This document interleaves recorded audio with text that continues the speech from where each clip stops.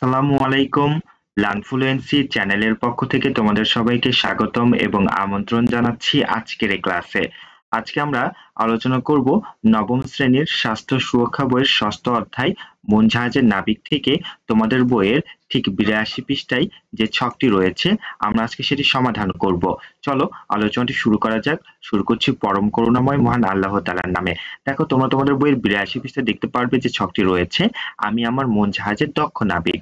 দেখো প্রথমে যেটি দেখতে পারবে ঘটনা বা পরিস্থিতি। এখানে তোমাকে মূলত তোমাদের বইয়ে দুটি ঘটনা উল্লেখ করতে হবে। দেখো তোমরা এই সমাধান অনুযায়ী তোমাদের বইয়ে এটি উঠিয়ে নিতে পারো। দেখো আমরা এখানে মূলত দুটি ঘটনা উল্লেখ করেছি। এই দুটো ঘটনা অনুসারে এর পাশে যে প্রশ্নগুলো রয়েছে তোমাকে এই প্রশ্নগুলোর উত্তর করতে হবে, অর্থাৎ সমাধানগুলো পরের ছকে লিখতে হবে। দেখো ১ নাম্বার যে ঘটনা আমরা লিখেছি, বিদ্যালয়ের কয়েকজন সহপাঠী স্কুল ফাঁকি দিয়ে পার্শ্ববর্তী একটি দর্শনীয় স্থানে ঘুরতে যাওয়ার জন্য আমাকে অনুরোধ করে। এটা একটা ঘটনা আমরা লিখেছি। আরেকটি ঘটনা ২ নম্বরে লিখেছি। দেখো বন্ধুদের সাথে মাঠে আড্ডা দেওয়ার সময় একজন বন্ধু পকেট থেকে সিগারেট বের করে সবাইকে খেয়ে দেখার অনুরোধ করে। এই দুটি ঘটনা অনুসারে আমরা নিচের প্রশ্নগুলোর উত্তর করব। দেখো কি সিদ্ধান্ত গ্রহণ করতে চাই, অর্থাৎ দেখো আমি ১ নম্বর ঘটনা অনুসারে যে সিদ্ধান্ত গ্রহণ করতে চাই, আমি স্কুল ফাঁকি দিয়ে তাদের সাথে যাব না এমন সিদ্ধান্ত জানাতে চাই।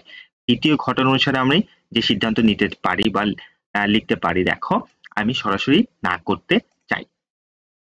এরপরে দেখো দ্বিতীয় যে প্রশ্নটি রয়েছে,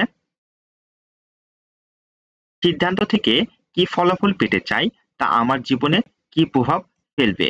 দেখো এই প্রশ্ন অনুসারে আমরা ১ নম্বর ঘটনাতে লিখতে পারি সিদ্ধান্ত থেকে ফলাফল স্বরূপ সহপাঠীদের স্কুল ফাঁকি না দিয়ে ছুটির দিনে অভিভাবকের অনুমতি নিয়ে ঘুরতে যেতে চাই, এতে আমরা প্রয়োজনীয় ক্লাসগুলো করতে পারবো। দ্বিতীয় ঘটনা অনুসারে আমরা লিখতে পারি, দেখো সিদ্ধান্ত নিয়ে নিজেকে সুরক্ষায় রাখতে চাই, এরূপ সিদ্ধান্ত আমাকে মন জাহাজের দক্ষ নাবিক হিসেবে গড়ে তুলতে পারে। এরপরে যে প্রশ্নটি রয়েছে, দেখো সিদ্ধান্তটি কি যৌক্তিক, কি কারণে যৌক্তিক মনে করছি। দেখো প্রশ্নের উত্তরে ১ নম্বর ঘটনা অনুসারে আমরা লিখেছি হ্যাঁ যৌক্তিক, কারণ শ্রেণীকক্ষে উপস্থিত থাকা এবং গুরুত্বপূর্ণ ক্লাসগুলো করাই উচিত। এবং দ্বিতীয় ঘটনা অনুসারে আমরা লিখেছি, দেখো হ্যাঁ সিদ্ধান্তটি যৌক্তিক, কারণ ধূমপান স্বাস্থ্যের জন্য ক্ষতিকর। এরপরে দেখো কি কি বিষয় বিবেচনায় রাখবো। ১ নম্বর ঘটনা অনুসারে আমরা লিখেছি আমার সিদ্ধান্ত যৌক্তিক কিনা, অন্যর কথায় পরিচিত হয়ে না বুঝে সিদ্ধান্ত না নেওয়া।